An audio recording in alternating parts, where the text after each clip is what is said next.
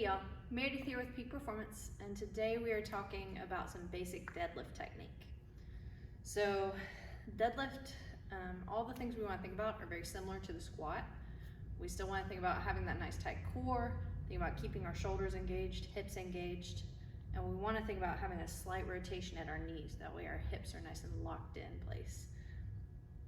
But our stance is always going to be a little bit different. So with a standard deadlift, we're going to be a little bit more narrow than our squat stance. So usually hip width or so is a good starting point. We still want our feet fairly straight on. They can be slightly turned out. Again, we want them to be pretty straight though. When we come to set up here, we want to think about pre-tensioning everything again, just like we do in the squat.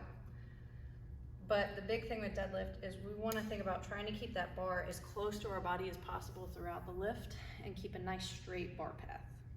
That way we're doing as little work as possible, being as efficient as we can. So when we go to set up, we want to make sure that our hands are going to be outside of our knees. I like to go about 1 inch or 2 outside my knees. We want to roll that bar back against our shins so that we're ready. We want our hips high, but not so high that we can't keep our back straight. So we're gonna kind of bring that bar back against our legs, and then we wanna think about tensioning up our shoulders and our back. So one thing that I like to think about is trying to imagine that I'm breaking the bar in half.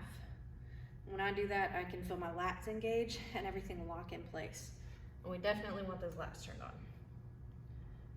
So I'm gonna think about driving that bar back against my legs. We're gonna have head up, chest up, pulling back and keeping those knees rotated out, driving our feet into the ground, and then think about push, not pull. We get up to the top, we're gonna do a nice glute squeeze, make sure we're all the way straight up, and we're gonna keep that tension as we go back down. One cue that's really helped me a lot, that one of the CrossFit coaches gave me, has been to sit your hips back, and then when you hit the knees, it becomes a squat. So the lowering part of the deadlift is a hip hinge followed by a squat.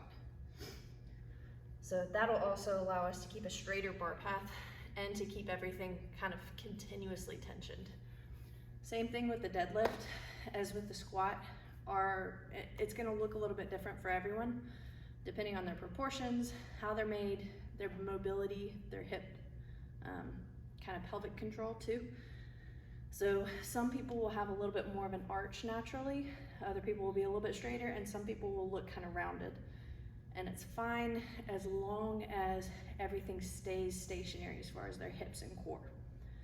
The problem comes in whenever we start to get any kind of rounding from there or any movement within the lift.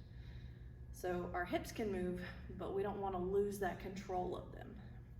That's when we start to get some shearing forces in our low back, and that's typically where injuries happen.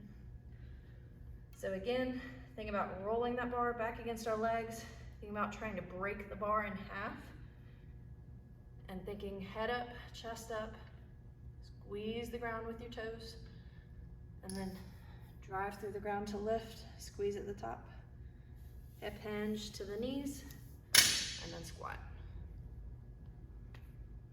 If you're having any kind of back pain, hip pain, knee pain with the deadlift, or just want to get some tips and techniques, give us a call at Peak Performance. We'd love to help you get back to pain-free lifting.